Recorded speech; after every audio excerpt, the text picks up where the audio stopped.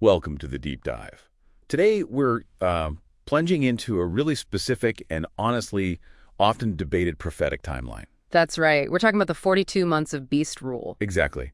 And our mission here is to take the notes and research you provided and really try to uncover the core insights around one pretty crucial question. When does this period actually begin? Yeah, pinning down that start date. It matters quite a bit for the overall picture. It really does. So let's dive in. Okay, so our sources, they kind of lay out a foundational understanding first.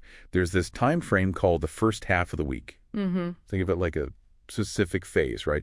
Generally understood to be 42 months or 1,260 days. Right, that number comes up a lot. It does. And this period is significant because it's believed to cover both the beast's rise, its rule, and also the ministry of the two witnesses. Simultaneously. Right, happening at the same time.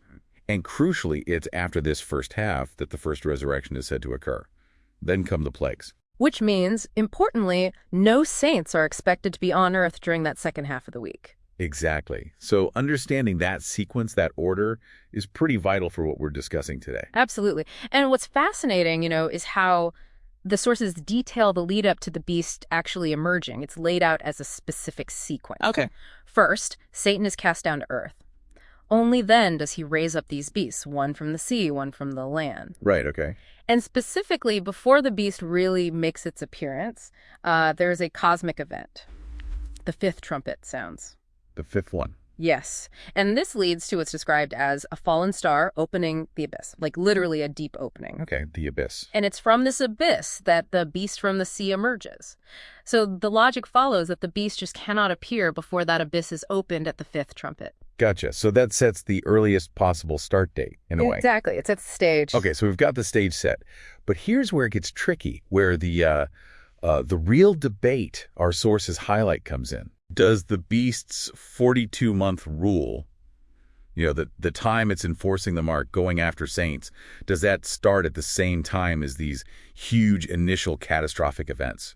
Or only after those first 2 waves of catastrophe are over? That's the core question, isn't it? Because it changes how you read the whole period. Totally. It's a key puzzle piece. So one perspective detailed in our sources goes something like this. The fifth trumpet sounds. These locusts or scorpions come out of the opened abyss. Right. And they cause 5 months of just intense torment across the globe. That's the first woe. Okay, 5 months.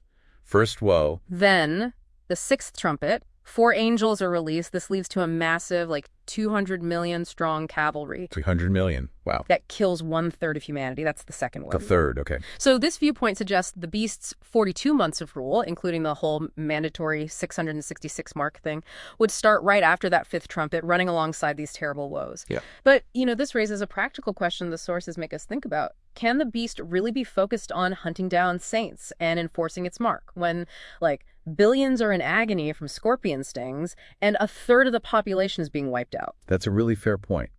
It seems like global chaos would make that specific targeting difficult. Right. Where's the focus? And that leads us actually straight into the second perspective, which our sources seem to lean more towards. Okay.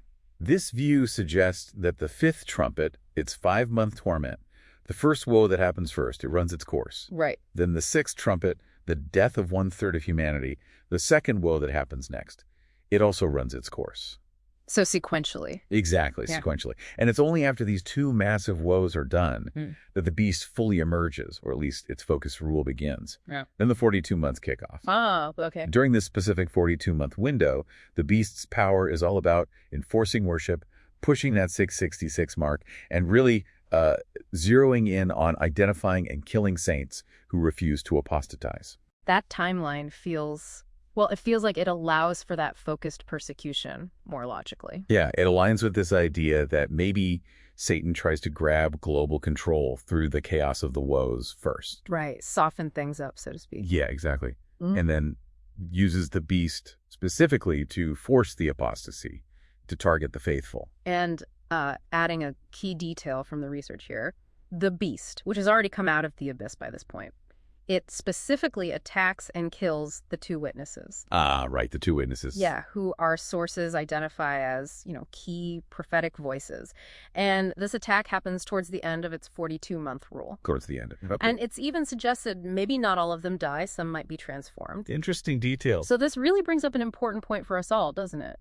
These two different timelines for that 42-month rule, they fundamentally change how we understand the sequence and maybe even the purpose of these events. It's not just what happens, but when. Exactly. And what that timing might signify about the focus of each stage. So wrapping this up, what does this all mean for you, the listener? Thinking about these two interpretations, what might it suggest about who or what is the primary target during different phases of tribulation? And maybe what does it invite us to consider about the nature of resistance or faith when those times unfold? Something to think about.